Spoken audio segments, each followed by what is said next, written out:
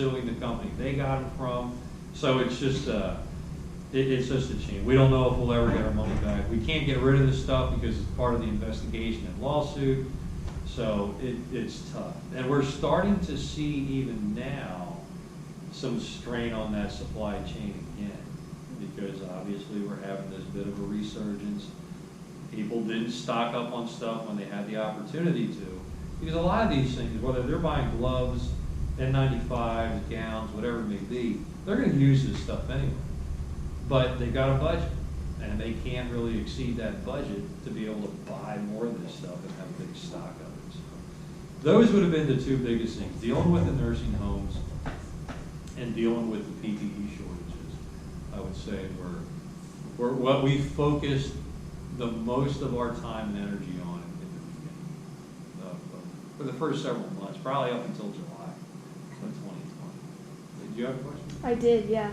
So since you guys kind of have like your hands tied, like you were talking about a little bit before, as well as the fact that we don't really have many major disasters that you can practice real worldwide, how do you personally or your team feel the best practices to kind of prepare for when those disasters do happen? Well, exercises are the best thing you can do. And I tell you, you're going to get more value out of tabletop exercises than you're probably going to get out of trying to run full-scale exercises. Full-scale exercises where you get boots on the ground and you're moving resources, they're great to test if you can move things around and do what you want to do.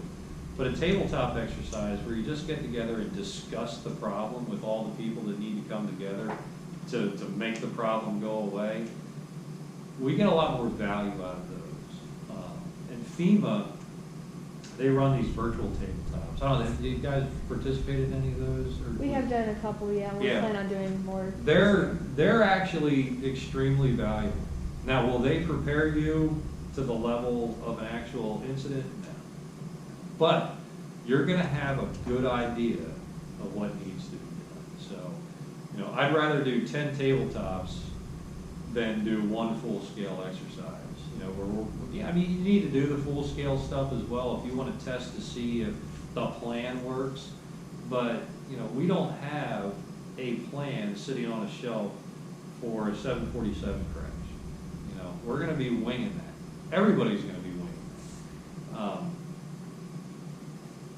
If you go out west, they may manage the resources that are going to that a little bit better than we will. I think in time,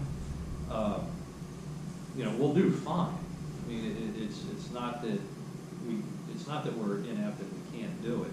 It's just going to take us longer to sort of get that battle rhythm going where we can really do it well. So, but yeah, tabletops, and they have a lot of value. They really do.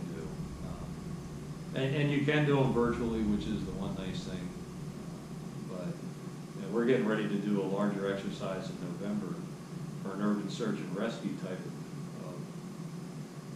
of response, where it's a simulated tornado that brings a parking garage, a hotel down, kind of a thing. But we're not moving a lot of resources, but we're just focused on that. There's not going to be a lot of emergency management folks involved in that. So, tabletops is probably going to be one of the best things you can do to prepare. And the other thing is you need to expand your worldview as much as you possibly can. So you're all going through the program here, which is great. I mean, it's going to give you a rock solid foundation. But get out, take as many classes you can from different people. I teach technical rescue stuff, rope rescue and confined space. And I tell the students every time in the class, look, I'm going to teach you how to do this. What I'm going to teach you is going to work. But you need to go and take the same class from as many different instructors as you can, because that's what I did. And I learned a lot of different ways to do things. So you need to expand that worldview by getting out, taking as much training as you can from other people. Work experience, if you get a job with an emergency management organization somewhere, do it for a couple years and then bolt and go to another.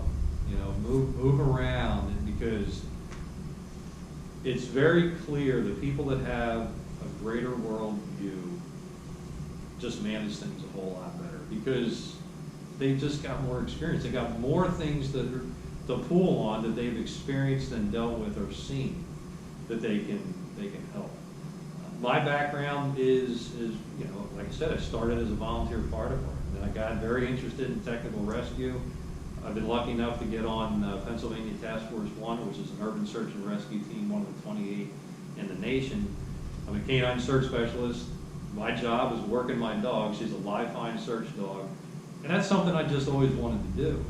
And so, but that has given me opportunities for training and to do things. I mean, we spent 14 days at Surfside in Florida for the condo collapse. You know, so what we learned there, you know, is just, you can't put a value on that, because even some of the challenges the elected officials had down there with that was very, very unique. Because now, Florida, they're different. They have the state, they have counties, and then they have towns. And their towns are incorporated where they can have a mayor, they can have commissioners and stuff.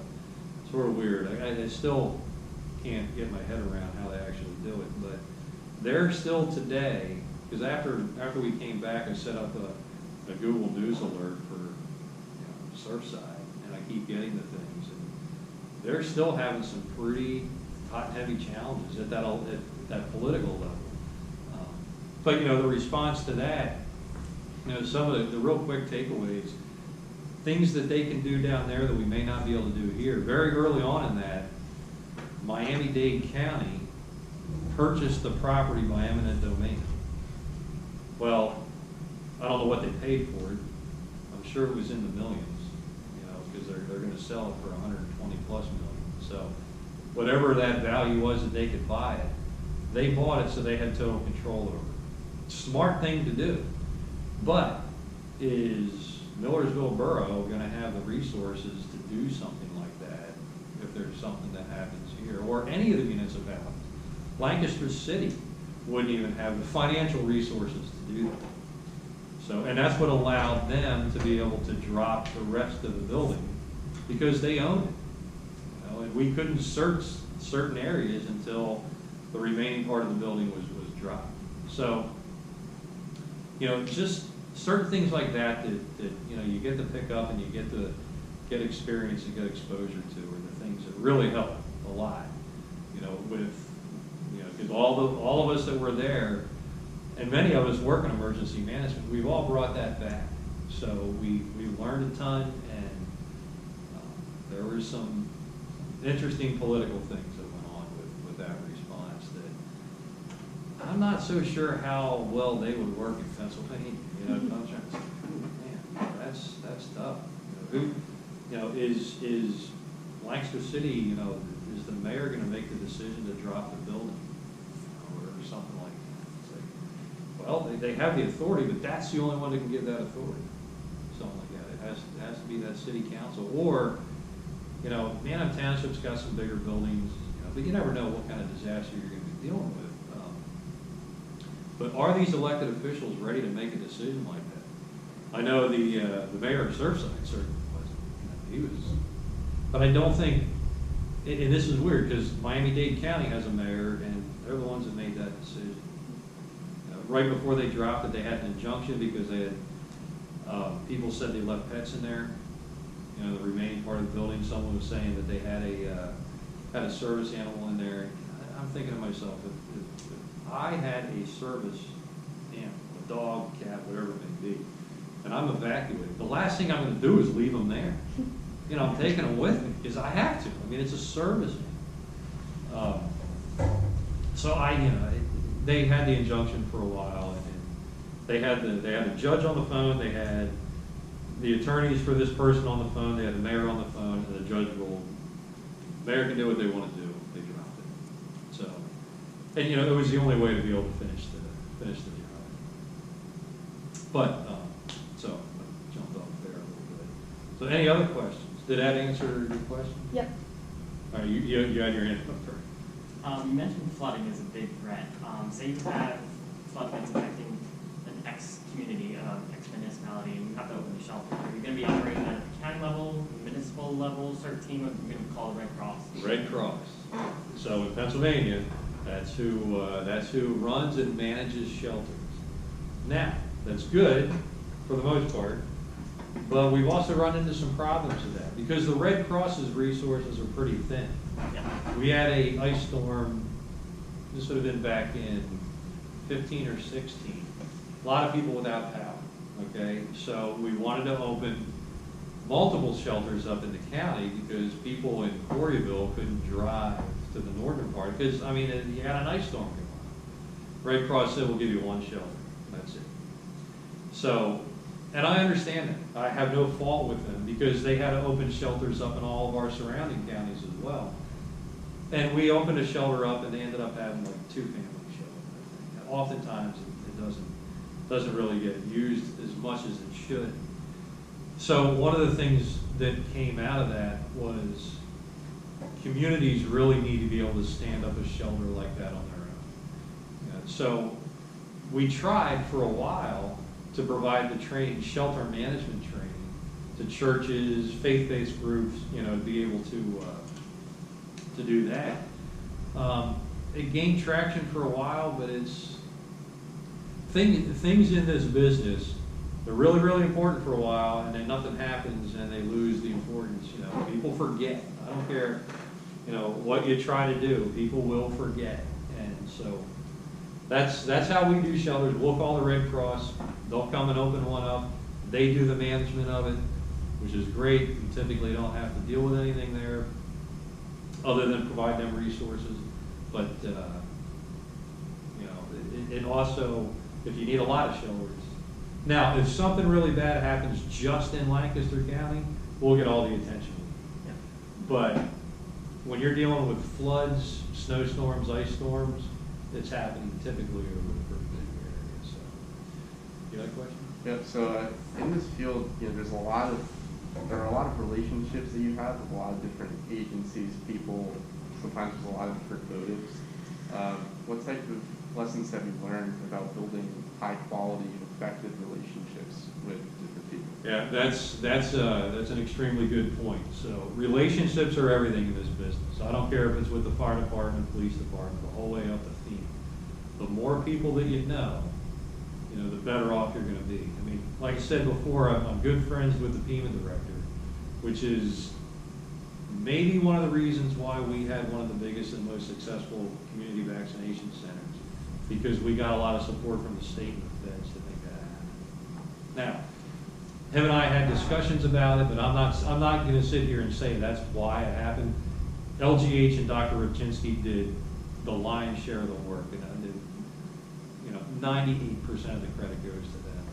But no, relationships are extremely important because you don't want to be interfacing with a person for the first time out in the field when they're having a really, really bad day. Because one, that trust relationship doesn't exist. They might be glad to see that you came in to help out, but otherwise they're like, who are you? They don't know anything about you. They don't know your qualifications, your credibility. They know nothing about you. And one thing to remember in this business that is something to try to keep with you forever is credibility is not a renewable resource. If you lose your credibility with people, you're not getting it back. So it's a very delicate thing. You say that, hey, yeah, we can come in and do this, and then you can't produce.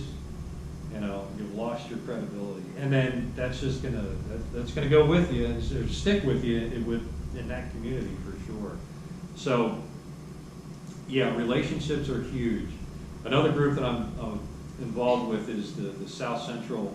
And has Dwayne talked about the South Central Task Force? Mm-hmm. So it's the 9 counties, used to be 8 counties, but we brought Schuylkill County in. We have an incident management team. So, many of us are involved in that. Dwayne's involved in it. I am. There's about 70 of us that are on there. We've all taken a ton of training. We all have some type of public safety background. So we have those experiences to bring into it. But a good example of relationships is when I say the nickel mine school shooting, everybody know what I'm talking about? In Bar Township in Lancaster County. So we had a group of folks from the incident management team. I was actually down at the National Fire Academy taking a class when this happened, but Dwayne and some other folks were here back in the county, and the incident happened. Randy, the EMA director, offered up the incident management team. The local coordinator said, no, we're good, we got this. A couple hours went by, things aren't getting much better. He calls them again and says, look, I'm just gonna send like 5 or 6 people down. So we had these people, they're actually at the training center, and they went down, they walked up, and at first they had a hard time getting in, put through the fire police and everything, and getting through that line, but they got up, and nobody would really talk to them. Now, the 5 or 6 folks that we had, while they're not a lot of law enforcement background, but they're some pretty high-speed people. They know what to do with incident management. One of them, Tim Sevison, who was the deputy chief up at Harrisburg Fire at the time, saw somebody he knew, walked up to him and said, hey, we're here, we got this. He had a lot of credibility with this person, and this person was part of it with state police.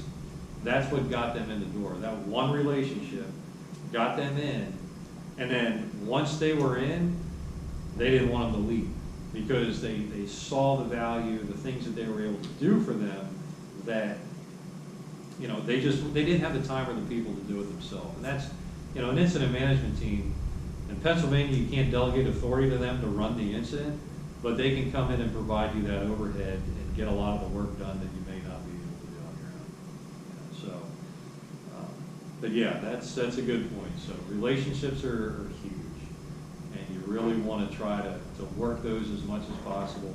There's a lot of conferences that go on in the IAEM conference, that's a good one. But where the relationships are the most important are the ones that are in your local community where you are. I mean, that's where you want to build those the most. I don't personally know every police chief in the county, but we all know each other. We're not strangers if we walked in. Same thing with the fire chiefs in the county. I mean, I know every one of them.